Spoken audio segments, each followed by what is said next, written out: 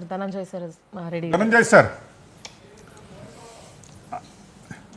Sir ಇವಾಗ ಒಂದು ವಿಚಾರನ ನಾನು ಹೇಳಬೇಕು.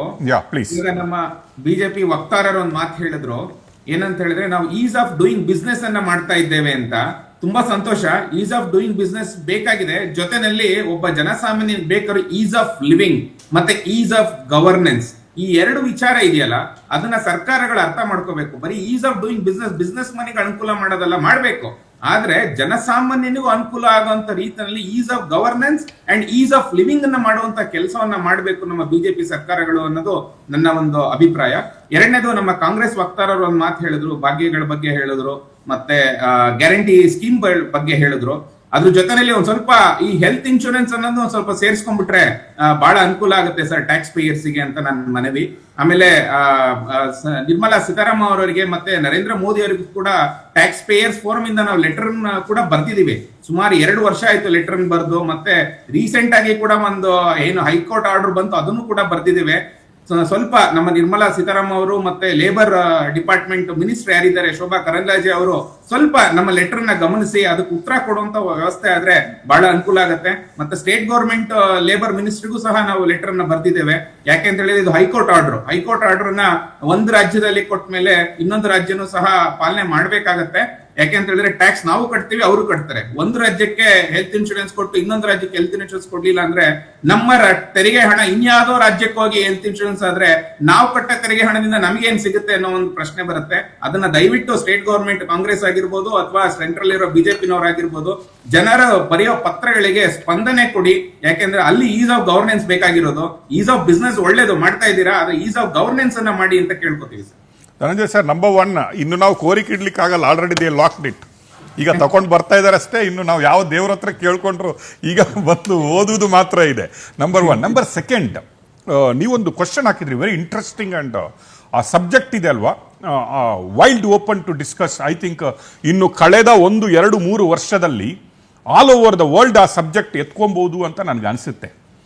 ಈಗ AI ಏನು ಯುಗ ಬಂದಿದೆ ಅಲ್ವಾ, ನೀವು ಅನ್ಎಂಪ್ಲಾಯ್ಮೆಂಟ್ಗಳ ಬಗ್ಗೆ ಮತ್ತೆ ಸಾಫ್ಟ್ವೇರ್ ಇಂಜಿನಿಯರ್ಗಳ ಸೆಕ್ಯೂರಿಟಿ ಬಗ್ಗೆ ಮಾತಾಡಿದ್ರಿ, ನೀವು ಟ್ಯಾಕ್ಸ್ ಪೇಯರ್ ಸೆಕ್ಯೂರಿಟಿಯ ಪೆನ್ಷನ್ಗಳ ಬಗ್ಗೆ ಮಾತಾಡಿದ್ರಿ.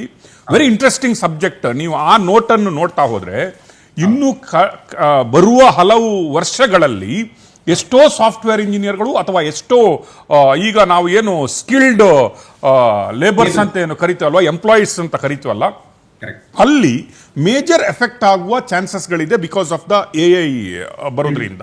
ಈ AI ಡೆವಲಪ್ ಮಾಡುವ ಕಂಪನಿಗಳು ಬೆಳೀಬಹುದು ವಿನಃ ಉಳಿದ ಕಂಪನಿಗಳು depending upon other softwares and other skilled ಏನು ಇದು ಎಂಪ್ಲಾಯೀಸ್ ಇದ್ದಾರೆ, ಅವರುಗಳು ಎಲ್ಲ ಎಂಪ್ಲಾಯ್ಮೆಂಟ್ಗಳನ್ನು ಕಳ್ಕೊಳ್ಳುವ ಸ್ಥಿತಿಗೆ ಬರಬಹುದು. ಈಗ ನಾವು ನೋಡ್ತೀವಿ ಹಲವು ಡೀಲ್ಗಳು, ಈಗ ಯುರೋಪಿಯನ್ ಒಟ್ಟಿಗೆ ನಮ್ಮ ಮದರ್ ಆಫ್ ಡೀಲ್ ಆಯಿತು, ಎಲ್ಲ ಆಯಿತು.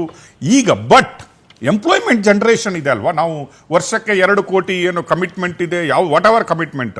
ಈಗ ನೀವು ನೋಡ್ತಾ ಇದ್ರಿ, ಈ ಹೆಸರು ಚೇಂಜ್ ಆಗಿ ಮನ್ರೇಗದ್ದು ನಮ್ದು ರಾಮ್ಜಿ ಏನಾಯ್ತು, ಅದು ಕೂಡ one of the scheme for employment. At least minimal employment ಅನ್ನಾದರೂ ಜನಗಳಿಗೆ ಕೊಡಬೇಕು ಅನ್ನುವ ಸ್ಥಿತಿಯಲ್ಲಿ ನಾವು ತಲುಪಿದ್ದೀವಿ.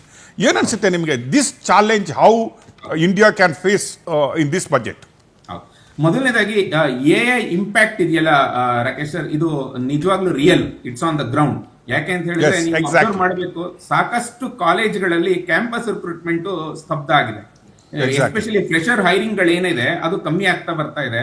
ಮತ್ತೆ ಕಂಪ್ಯೂಟರ್ ಸೈನ್ಸ್ ತಗೊಳ್ಳುವಂತಹ ವಿದ್ಯಾರ್ಥಿಗಳ ಸಂಖ್ಯೆ ಕಡಿಮೆ ಆಗ್ತಾ ಇದೆ. ಮುಂಚೆ ಕಂಪ್ಯೂಟರ್ ಸೈನ್ಸ್, ಇನ್ಫಾರ್ಮೇಶನ್ ಸೈನ್ಸ್ ಅಂತ ಹೇಳಿದ್ರೆ ಜನ ನುಗ್ತಾ ಇದ್ರು, ಆದ್ರೆ ಇವಾಗ ಅದು ಪರ್ಸೆಂಟೇಜ್ ಕಡಿಮೆ ಆಗಿದೆ. ನಂಬರ್ ಆಫ್ ಸೀಟ್ಸ್ ಕೂಡ ಕಮ್ಮಿ ಆಗ್ತಾ ಹೋಗ್ತಾ ಇದೆ. ಕಂಪನಿಗಳಲ್ಲಿ ಹೈರಿಂಗ್ ಪರ್ಸೆಂಟೇಜ್ ಕೂಡ AI ಇಂಪ್ಯಾಕ್ಟ್ ಆಗಿ ಕಡಿಮೆ ಆಗ್ತಾ ಇದೆ. ಯಾಕೆ ಅಂತ ಹೇಳಿದ್ರೆ AI ನಲ್ಲಿ ನಿಮಗೆ ಆಟೋಮೆಟಿಕ್ ಆಗಿ ಕೋಡ್ ಅನ್ನ ಜನರೇಟ್ ಮಾಡುತ್ತೆ. ಆಟೋಮೆಟಿಕ್ ಕೋಡ್ ಜನರೇಟ್ ಮಾಡಿದಾಗ ಅಪ್ಲಿಕೇಶನ್ ಡೆವಲಪ್ ಮಾಡುವಂತಹ ಕೆಲಸ ಏನಿದೆ ಅದನ್ನ ಸಿಸ್ಟಮ್ನೇ ಮಾಡ್ಬಿಡುತ್ತೆ. ಆಗ ನಿಮಗೆ ಜೂನಿಯರ್ಸ್ ಇಂಜಿನಿಯರ್ಸ್ ಅವಶ್ಯಕತೆ ಇರೋದಿಲ್ಲ, ಕಮ್ಮಿ ಅವಶ್ಯಕತೆ ಇರುತ್ತೆ. AI ತಿಳ್ಕೊಂಡಿರುವಂತವ್ರು ಅವಶ್ಯಕತೆ ಬೇಕಾಗತ್ತೆ.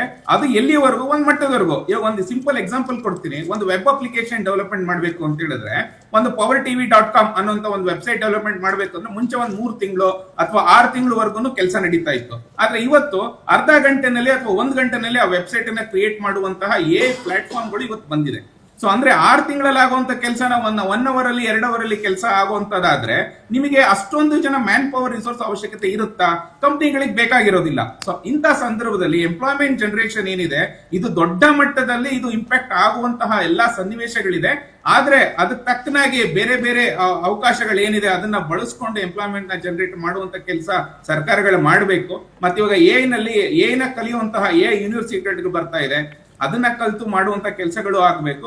ಜೊತೆನಲ್ಲಿ ಅಡಾಪ್ಷನ್ ಏನಿದೆ ಅದು ಎಲ್ಲಾ ಸೆಕ್ಟರ್ಗಳಲ್ಲಿ ಮಾಡಿದ್ರೆ ಸುಮಾರು ಬದಲಾವಣೆಗಳು ಬರುತ್ತೆ. ಮತ್ತೆ ಸರ್ಕಾರಗಳಲ್ಲಿ ಟೈಮ್ ಲೈನ್ ಏನಿದೆ ಅದನ್ನ ರೆಡ್ಯೂಸ್ ಮಾಡಿ ಈಸ್ ಆಫ್ ಗವರ್ನೆನ್ಸ್ ನಿಜವಾಗ್ಲೂ ಆಗುತ್ತೆ. ಏನಾಗ್ತಿದೆ, ಟೆಕ್ನಾಲಜಿ ಬಿಲ್ಡ್ ಮಾಡೋದು ಮಾತ್ರ ಅಲ್ಲ, ಆ ಟೆಕ್ನಾಲಜಿ ಉಪಯೋಗಿಸೋದ್ರಿಂದ ಸರ್ಕಾರಗಳಲ್ಲಿ ಕೆಲಸ ಬೇಗ ಆಗೋದ್ರಿಂದ ಅದು ಸ್ಪೀಡ್ ಅಪ್ ಆಗುತ್ತೆ, ಅದು ಜನರಿಗೆ ತಲುಪುವಂತ ಕೆಲಸ ಆಗುತ್ತೆ. ಸೊ ಈ ಮಟ್ಟದಲ್ಲಿ ಒಂದಷ್ಟು ಸರ್ಕಾರಗಳ ಕೆಲಸನ ಮಾಡಬೇಕು. ಜೊತೆನಲ್ಲಿ ಈಗ ಇನ್ನೊಂದು ಟೆಕ್ನಾಲಜಿನೂ ಬರ್ತಾ ಇದೆ, ಜೊತೆಗೆ ಕ್ವಾಂಟಮ್ ಕಂಪ್ಯೂಟಿಂಗ್ ಅಂತ ಬರ್ತಾ ಇದೆ. ಸಾಕಷ್ಟು ರಿಸರ್ಚ್ ಅನ್ನ ಮಾಡುವಂತ ಕೆಲಸಗಳು ನಮ್ಮ ಇಂಡಿಯಾದಲ್ಲಿ ಸರ್ಕಾರಗಳು ತಗೋಬೇಕು. ಮತ್ತೆ ಇಂಡಿಯಾದಲ್ಲಿ ಕ್ವಾಂಟಮ್ ಸೆಂಟರ್ ಮಾಡಬೇಕು ಅಂತ ಒಂದು ಪ್ರಸ್ತಾವನೆ ಕೂಡ ಸರ್ಕಾರದ ಮಟ್ಟದಲ್ಲಿ ನಡೀತಾ ಇದೆ. ಮತ್ತೆ ಕೆಲವೊಂದು ರಿಸರ್ಚ್ ಆಲ್ರೆಡಿ ಶುರು ಆಗಿದೆ. ಸೊ ಹಾಗಾಗಿ ಈ ಹೊಸ ಟೆಕ್ನಾಲಜಿ ಏನಿದೆ ಅದ್ರ ಬಗ್ಗೆ ನಮ್ಮ ಯುವ ಜನರನ್ನ ನಾವು ಪ್ರೇರಣೆ ಮಾಡಬೇಕು ಮತ್ತೆ ಅವ್ರನ್ನ ಅದರಲ್ಲಿ ತೊಡಗಿಸುವಂತ ಕೆಲಸಗಳಾಗ್ಬೇಕು. ಯಾಕೆಂದ್ರೆ ಒಂದ್ ಟೆಕ್ನಾಲಜಿ ಇವತ್ತಿರುತ್ತೆ, ನಾಳೆ ಇನ್ನೊಂದು ಹೋಗ್ತಾ ಇರುತ್ತೆ. ಆದ್ರೆ ಈಗ ಯಾರು ಫ್ರೆಷರ್ಸ್ ಗಳು ಯಾರಿದ್ದಾರೆ ಅವರಿಗೆ ಒಂದಷ್ಟು ಮಟ್ಟದಲ್ಲಿ ತೊಂದರೆಗಳಾಗಿದೆ. ಮತ್ತೆ ಇನ್ನೊಂದು ತೊಂದರೆ ಆಗಿರುವಂತದ್ದು ಮಧ್ಯಮ ಎಕ್ಸ್ಪೀರಿಯನ್ಸ್, ಅಂದ್ರೆ ಮಿಡಲ್ ಮ್ಯಾನೇಜ್ಮೆಂಟ್ ಅಂತ ನಾವು ಹೇಳ್ತೀವಿ.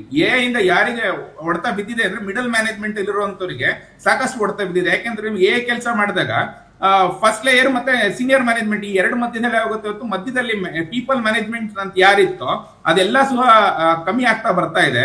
ಸೊ ಅಂತವರು ಈಗ 60 ವರ್ಷಕ್ಕೆ ರಿಟೈರ್ಡ್ ಆಗುವಂತವ್ರು ಇವತ್ತು 40-45 ವರ್ಷಕ್ಕೆ ರಿಟೈರ್ಮೆಂಟ್ ತಗುವಂತ ಪರಿಸ್ಥಿತಿ ಬಂದಿದೆ. ನೀವು ಅಬ್ಸರ್ವ್ ಮಾಡಿರ್ಬೇಕು, ಯಾವ ಇನ್ವೆಂಟ್ ಮಾಡಿದ್ರೆ ಅವರೇ ಒಂದು ಸ್ಟೇಟ್ಮೆಂಟ್ ಕೊಟ್ಟಿದ್ದಾರೆ, ಏನಂದ್ರೆ will completely take away the jobs ಅಂತ. ಅಂದ್ರೆ ಅಂತ ಸಂದರ್ಭ ಈಗ 40-50 ವರ್ಷದಲ್ಲಿ ಇರುವಂತವ್ರು ಏನ್ ಮಾಡ್ಬೇಕು?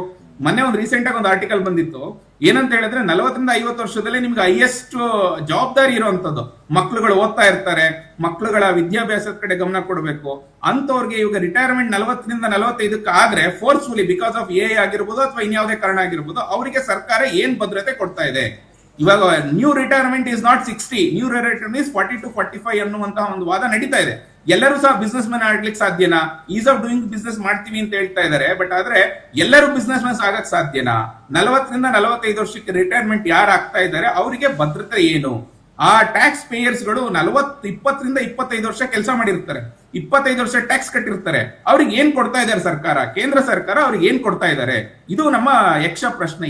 ಇಂದ ಇಂಪ್ಯಾಕ್ಟ್ ಅಂತೂ ಗ್ಯಾರಂಟಿ, ಆದ್ರೆ ಇಂಪ್ಯಾಕ್ಟ್ ಅನ್ನ ರಿಡ್ಯೂಸ್ ಮಾಡ್ಲಿಕ್ಕೆ ಸರ್ಕಾರ ಏನ್ ಮಾಡ್ತಾ ಇದೆ? ಅವ್ರಿಗೇನೆ ಬಿಟ್ಟಿ ಭಾಗ್ಯ ಕೊಡೋ ಅವಶ್ಯಕತೆ ಇಲ್ಲ. ಅವ್ರು ಕಟ್ಟಿರುವಂತ ಟ್ಯಾಕ್ಸ್ ಅಲ್ಲಿ ಏನಾದ್ರೂ ಒಂದ್ ಸ್ವಲ್ಪ ಪೆನ್ಷನ್ ಅಂತನೋ ಅಥವಾ ಹೆಲ್ತ್ ಇನ್ಶೂರೆನ್ಸ್ ಅಂತನೋ ಕೊಟ್ರೆ ಅವ್ರ ಜೀವನ ಸುಗಮವಾಗಿ ನಡೆಯುವಂತ ಕೆಲಸ ಆಗುತ್ತೆ ಅನ್ನೋದು ನಮ್ಮ ಟ್ಯಾಕ್ಸ್ ಪೇಯರ್ಸ್ ವಾದ. Dhananjay sir, last question with you. There is one skill development department ಅಂತ ಒಂದು ಮಿನಿಸ್ಟ್ರಿಯೇ ಮಾಡಿದ್ರು. ನಿಮ್ಗೆ ಏನಾದ್ರೂ ಅನ್ಸುತ್ತಾ ಇಟ್ ಈಸ್ ಆಕ್ಟಿವ್ ಡಿಪಾರ್ಟ್ಮೆಂಟ್ ಈಗಲೂ ಆ ಮಿನಿಸ್ಟ್ರಿ ಎಲ್ಲಾದ್ರೂ ಅದರ ಹೆಸರು ಕೇಳುತ್ತೆ? ಆ ಸ್ಕಿಲ್ ಡೆವಲಪ್ಮೆಂಟ್ಗಳು ಆಗ್ತಾ ಇದಾವೆ, ಎಂಪ್ಲಾಯ್ಮೆಂಟ್ ಜನರೇಷನ್ ಇಂಡಿಯಾದಲ್ಲಿ ಆ ರೀತಿಯ ಎಂಪ್ಲಾಯ್ಮೆಂಟ್ ಜನರೇಷನ್ ಆಗ್ತಾ ಇದಾವೆ ಅಂತ ನಿಮ್ಗೆ ಏನಾದ್ರೂ ಅನ್ಸುತ್ತಾ? ಸ್ಕಿಲ್ ಡೆವಲಪ್ಮೆಂಟ್ ಅನ್ನೋದೇ ಅದು it's A faced approach sir. ಈಗ ಏನಾಗುತ್ತೆ ಅಂತ ಹೇಳಿದ್ರೆ ಒಂದು ಟೈಮ್ ಅಲ್ಲಿ ಆಗುವಂತ ಕೆಲಸ ಅಲ್ಲ, ಅದು ಒಂದು ದೊಡ್ಡ ಮಟ್ಟದಲ್ಲಿ ಬದಲಾವಣೆ ಬರಬೇಕು. ಇವತ್ತು ಕಂಪನಿಗಳಲ್ಲಿ ಏನ್ ರಿಕ್ವೈರ್ಮೆಂಟ್ ಇದೆ ಅದು ಸ್ಕಿಲ್ ಆಗಿರ್ಬೋದು, ಕ್ವಾಂಟಮ್ ಸ್ಕಿಲ್ ಆಗಿರ್ಬೋದು, ಅಥವಾ ಅಪ್ಲಿಕೇಶನ್ ಮಾಡರ್ನೈಸೇಷನ್ ಸ್ಕಿಲ್ ಆಗಿರ್ಬೋದು. ಮುಂಚೆ ನೀವು ಅಬ್ಸರ್ವ್ ಮಾಡಿರ್ಬೇಕು, ಕ್ಲೌಡ್ ಕಂಪ್ಯೂಟಿಂಗ್ ಅನ್ನೋದು ತುಂಬಾ ಪಾಪ್ಯುಲರ್ ಆಗಿತ್ತು. ಈಗ ಕ್ಲೌಡ್ ಕಂಪ್ಯೂಟಿಂಗ್ ಏನಾಗಿದೆ ಅದು ನಾರ್ಮಲ್ ಆಗ್ಬಿಟ್ಟಿದೆ. ಸೊ ಹಾಗಾಗಿ ಈಗ ಹೊಸ ಸ್ಕಿಲ್ಸ್ ಏನ್ ಬರ್ತಾ ಇದೆ ಅದನ್ನ ನಮ್ಮ ಯೂನಿವರ್ಸಿಟಿಗಳಲ್ಲಿ ಅಪ್ಡೇಟ್ ಮಾಡಬೇಕು. ಆ ಸ್ಕಿಲ್ ಡೆವಲಪ್ಮೆಂಟ್ ಡಿಪಾರ್ಟ್ಮೆಂಟ್ ಏನಿದೆ ಅದು ಪ್ರತಿಯೊಂದು ಕಾಲೇಜ್ಗಳಲ್ಲಿ ಸ್ಕಿಲ್ ಡೆವಲಪ್ಮೆಂಟ್ ಮಾಡುವಂತ ಕೆಲಸ ಮಾಡಿದ್ರೆ ಅವಾಗ ಇಂಡಸ್ಟ್ರಿಗೆ ಬರುವಂತಹ ಇಂಜಿನಿಯರ್ಸ್ ಗಳಾಗ್ಬೋದು ಅಥವಾ ಚಾರ್ಟೆಡ್ ಅಕೌಂಟೆಂಟ್ ಆಗಿರ್ಬೋದು, ಯಾರಾದ್ರೂ ಆಗ್ಬೋದು, ಅವ್ರಿಗೆ ಬೇಕಾಗಿರೋ ಸ್ಕಿಲ್ ಅಡಾಪ್ಷನ್ ಏನಿದೆ ಅದು ಸ್ವಲ್ಪ ಸಾಕಷ್ಟು ಬೇಗ ಆಗುತ್ತೆ. ಆದ್ರೆ ಅದು ಎಫೆಕ್ಟಿವ್ ಆಗಿ ಕೆಲಸ ಮಾಡ್ತಿದ್ಯಾ ಅಂತ ಹೇಳಿದ್ರೆ ಒಂದ್ ಮಟ್ಟದಲ್ಲಿ ಮಾಡ್ತಾ ಇದೆ, ಬಟ್ ಅದ್ರ ಮಾಡ್ತಿರೋ ಕೆಲಸ ಇವತ್ತಿನ ಪೇಸಿಗೆ ಸಾಕಾಗ್ತಾ ಇಲ್ಲ. ಯಾಕಂದ್ರೆ ಪ್ರತಿಯೊಂದು ಯೂನಿವರ್ಸಿಟಿನೂ ರೀಚ್ ಆಗ್ಬೇಕು. ಇವತ್ತೇನಾಗಿದೆ, ಒಂದು ಸೆಂಟ್ರಲೈಸ್ ಯೂನಿವರ್ಸಿಟಿ ಇಲ್ಲ. ಮುಂಚೆ ವಿಟಿಯು ಅಂತ ಇತ್ತು, ಕರ್ನಾಟಕ ತಗೊಂಡ್ರೆ ವಿಶ್ವೇಶ್ವರಯ್ಯ ಟೆಕ್ನಾಲಜಿ ಯೂನಿವರ್ಸಿಟಿ ಎಲ್ಲಾ ಕಾಲೇಜುಗಳು ಬರ್ತಾ ಇದ್ರು. ಇವತ್ತು ಪ್ರತಿಯೊಂದು ಕಾಲೇಜು ಅವ್ರದೇ ಒಂದು ಯೂನಿವರ್ಸಿಟಿಗಳಾಗಿದೆ. ಸೊ ಈ ಪ್ರತಿಯೊಂದು ಅವದೇ ಯೂನಿವರ್ಸಿಟಿಗಳಲ್ಲಿ ಈಗ ಅದನ್ನ ನ್ಯೂ ಟೆಕ್ನಾಲಜಿ ಸ್ಕಿಲ್ ಎನೇಬಲ್ಮೆಂಟ್ ಮಾಡುವಂತ ಕೆಲಸಗಳನ್ನ ಇವರು ಮಾಡಬೇಕು ಅನ್ನೋದು ನಮ್ಮ ಆಶಾವಾದ. All right sir, thank you so much Dhananjay sir, ನಮ್ಮ ಜೊತೆಗೆ ಜಾಯ್ನ್ ಆಗೋದಕ್ಕೆ. ತುಂಬಾನೇ ವ್ಯಾಲಿಡ್ ಪಾಯಿಂಟ್ಸ್ ಗಳನ್ನ ನೀವು ಮೆನ್ಷನ್ ಮಾಡಿದ್ರಿ. ಎಸ್, ಫರ್ದರ್ ನಾವು ಅದ್ರ ಬಗ್ಗೆ ಡಿಸ್ಕಸ್ ಮಾಡ್ತೀವಿ. Thank you so much for joining us sir. Thank you so much.